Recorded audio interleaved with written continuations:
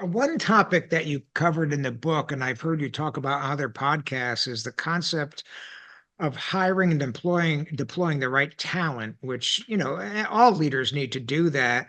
Um, whether it's sales management or just generic leadership at the highest levels with that responsibility, could you share some insights? How do leaders ensure that they, find, attract, hire, retain the top Yeah. talent, the top tier meat eater, so to speak? Yeah.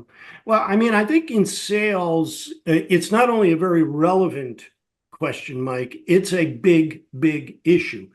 And the reason is that there are inherent challenges that have always been more important, bigger challenges in sales than in other areas. For example, if you want to hire someone, an engineer, you can go to a university, and it's a little bit like walking into a food court, right? What do you want? You want civil engineering, electrical engineering, etc. You want to hire someone in finance or accounting, you can find people that majored in those topics. Same is true, by the way, for computer programmers. But the last time I looked, which was about 4 years ago when I started writing this book, of the more than 4,000 colleges and universities in the United States, less than 300 even offered a sales course, let alone a sales program. So it's an area of business where the vast majority of people start out knowing very, very little about what they're going to get paid for. All right. You got to grow your own there. And many companies make it worse. And they make it worse because of the way that they hire.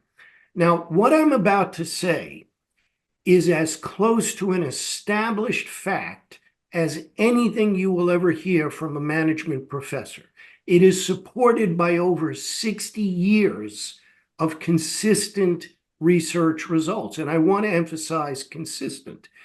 Managers, the vast majority of managers, especially busy sales managers, vastly overrate their ability to judge somebody's future performance and fit based on a few interviews.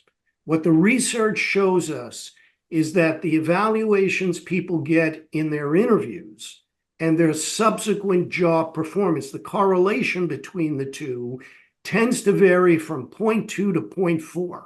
In other words, even in the best of circumstances, it's less than the 0.5 of flipping a coin, all right? And by the way, in sales, it tends to be at the lower end of that. Sales in particular, like most real jobs, is about behavior. It's not about how they smile at the interview. It's not about dress for success or anything like that. It's about behavior, and there are things you can do to focus on that, but still hiring in the area has a vast over-reliance on a few interviews. And, that's why one of the oldest aphorisms in business is when someone complains about, one of their people, remember, you hired your problems. That's what you see Yeah. again and again in this area.